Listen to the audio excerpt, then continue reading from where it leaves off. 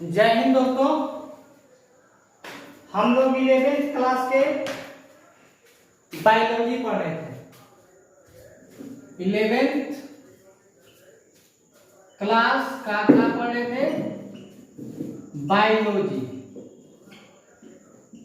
आज उस बायोलॉजी के फर्स्ट चैप्टर जीव जगत का आज लास्ट लेक्चर है। हमको सिर्फ यही देखना था, बाकी अब कुछ नहीं था। हाँ, थोड़ा बहुत जो होगा वो आप थोड़ा बुक पढ़ लीजिएगा, लेकिन हमको आपको हम 80% गारंटी देते हैं। 80% गारंटी। आई होप, मेरा विश्वास है कि आपका 80% क्वेश्चन सॉल्व हो जाएगा एनसीईआरटी का। किसका? एनसीईआरटी। हम जो कुछ पढ़ा रहे हैं आपको एनसीईआरटी से पढ़ा रहे हैं। क्लियर? आपके क्लास में भी काम करें, आपके कोई कंपटीशन में भी काम करे, नीट में भी काम करे, जेईई के एग्जाम में भी काम करे, वो चीज हम पढ़ा रहे हैं। आज ये इस चैप्टर यानी फर्स्ट चैप्टर का लास्ट लेक्चर है। क्लियर? चलिए हम लोग समझते हैं। कहां से? हम लोग ये देखते हैं कि जैसे हम लोग वर्गीकृत करने के लिए हम आपको बताए थे। कल हम बताए थे वर्गीकृत के साधन, कुछ वर्गीकृत के लिए सहायक साधन है, उसके बारे में हम बताए थे। आज हम उसको थोड़ा बता देते हैं, इससे आप हमें, ताकि आपको पता चल जाए कि कैसे वर्गीकृत किया जाता है। सबसे पहले हम कोई जीव लेंगे, हमें आसान हुआ, हम शेर ले लिए और एक बाघ ले लिए। शेर और शेर और बाघ जो लिए हैं, ये एक जाति है। क्या है? ये एक जाति है। समझा? और शेर और बाघ लगभग बिलियों से इनका कुछ मिलता है, चेहरा मिले, पंजा मिले, कुछ न कुछ इनका स्वभाव कुछ बिलियों से मिलता है। इसलिए हम शेर और बाघ को बड़ी बिली मान लिए। किसकी जाति? बड़ी बिली की जाति हो गई।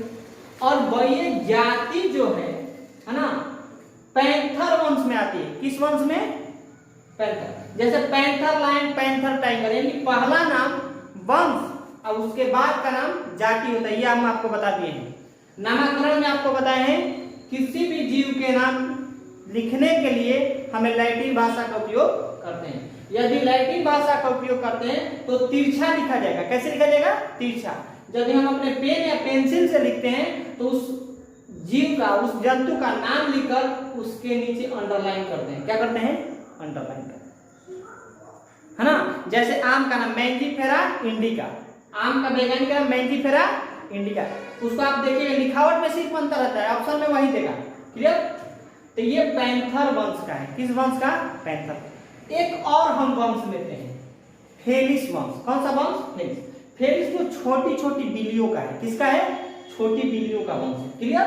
तो पैंथर वंश और फेलिस वंश। अब इन दोनों को हम मैच करते हैं, है ना, तो फेलिडिया कुल में मिलते हैं। कहां मिलते हैं? फेलिडिया कुल में। क्लियर? और फेलिडिया कुल के समान एक और कुल लेते हैं, कैनेडिया कुल, है ना। ये किसका कुल हो गया? इसमें बिल्ली आ गई, शेर आ गए, बाघ आ गए और कुत्ता को लिए कैनेडिया कुल। कुत्ता क्यों ले लिए भाई? तो फेलिडिया कुल में जो भी जीव हैं ये लगभग ये मांसाहारी है। क्या है? मांसाहारी। कुत्ता भी मांसाहारी होता है, इसलिए फेलिडिया के साथ किसको ले लिए? कैनेडिया को ले लिए। क्लियर? अब ये दोनों जो कुल हैं, ये कुल किस गण के हैं? तो कार्निवोरा। किस गण के? कार्निवोरा। कार्निवोरा हम मांसाहारी को कहते हैं। किसको कहते हैं? आपको पता है ना, ये दोनों का है मांसाहारी है, इसलिए इनका गण जो है कार्निवोरा हुआ। कार्निवोरा हम मांसाहारी को कहते हैं। अब देखते हैं, कार्निवोरा के समान एक और गण लिए, पेरीमेटा। क्या लिए? पेरीमेटा। इसमें हम क्या आपको बताए थे, जीवों का वर्गीकृत करते समय हम समानता और विषमता देते हैं। सबसे पहले क्या देखते हैं? समानता। सबसे पहले क्या देखते हैं? समानता। तो वही हम समानता कर रहे हैं। इसमें हम मांसाहारी के आधार पर समानता किए। अब हम गण में क्या कर रहे हैं कि कार्निवोरा और एक लिए पेरीमेटा। तो कार्निवोरा जो जीव होते हैं उनकी खोपड़ी थोड़ा बड़ी होती है, और पेरीमेटा में भी जो जीव है उनकी खोपड़ी बड़ी होती है। कार्निवोरा के जीव लैंगिक जनन करते हैं और पेरीमेटा के जीव भी लैंगिक जनन करते हैं। तो ये दोनों गण मिलकर, है ना, एक वर्ग बनाएंगे, मैमिलिया वर्ग। इसको क्या बोलेंगे? मैमिलिया को कहते हैं। आप लोग क्या कहते हैं? मैमिलिया वर्ग बनाएंगे। कौन से? मैमिलिया वर्ग। और मैमिलिया वर्ग के समान एवेस होता है, जिसमें पंछी होती है।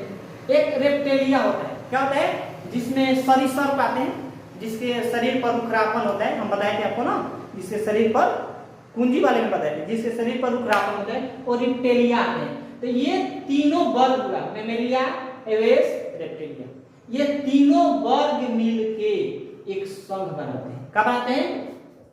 कोरिडेटा। क्या बनाते हैं? कोरडाटा। क्या बताते हैं? कोरडाटा। कोरडाटा में क्या होता है कि उनके पृष्ठ सतह पर, यानी पिछले भाग पर, कहां पर? पिछले भाग पर, पृष्ठ सतह पर एक ठोस संरचना होती है। क्या होती है?